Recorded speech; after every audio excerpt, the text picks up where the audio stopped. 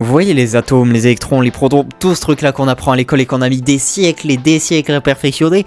Et ben ce graphique, il lui fait un énorme doigt et lui dit frérot c'est bien sympa mais ça explique comment fonctionne genre 5% de l'univers. Le reste, donc les 9 dixièmes qui restent, c'est une matière qu'on sait pas ce que c'est, qui est vachement mystérieuse, et une énergie qui est tout pareil, on a aucune idée de ce que c'est.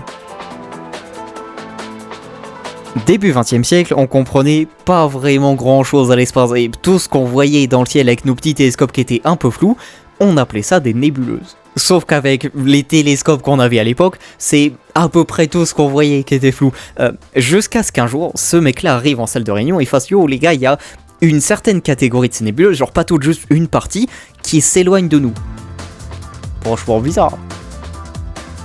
Comme c'était un mec plutôt respecté, les gens commençaient à se dire « Ah, peut-être dans ce qu'on appelle des nébuleuses, il y a plusieurs trucs différents. » Ça a mené à plein de discussions, plein de débats, plein de scientifiques qui réfléchissent très fort en se touchant la barbe, jusqu'à ce que, 10 ans plus tard, ce mec-là, Edwin Hubble, arrive et dise « Yo, le truc qui bougeait que voyait Veltoslipher, c'était des galaxies. »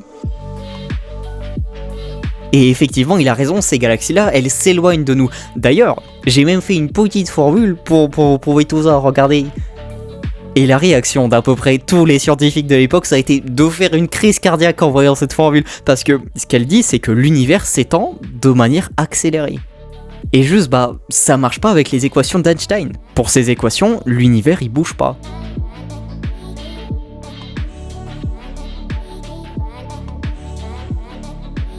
Donc on les a un peu bidouillés et on a rajouté ce truc-là.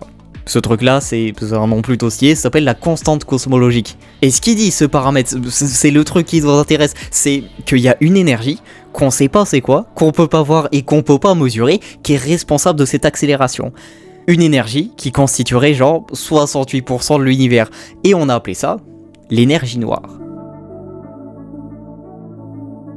Ok cool, plus que 25% de matière expliquée. Let's go.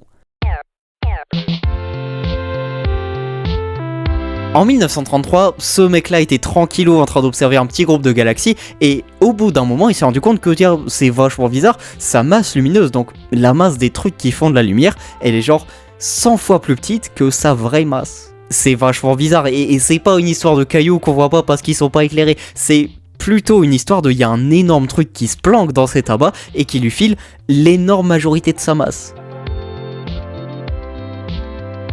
C'est une découverte de zinzin, il vient de découvrir qu'il y a une matière trop bizarre qui est invisible et qui est genre présente partout. Il raconte ça à tous ses petits potes scientifiques et tout le monde fait « Oh là là, sacrifice, il est vraiment idiot, il a du mal à régler son télescope. »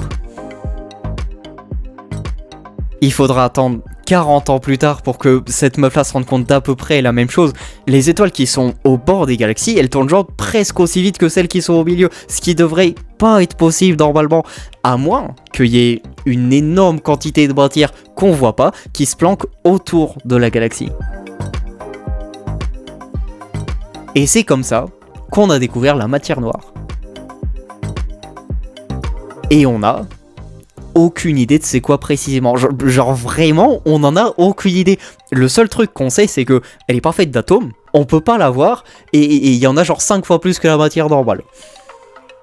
Cool, on a plein d'infos. En vrai, il y a plein de théories, il y a plein de particules qui seraient candidates, et il y a même des gens qui pensent que c'est juste notre compréhension de la gravité qui est un peu bancale. Et pour l'énergie noire, c'est encore pire. Là, on en a aucune idée pour le coup. Donc ouais, GG à nous, on sait à peu près quand on marche 5% de l'univers.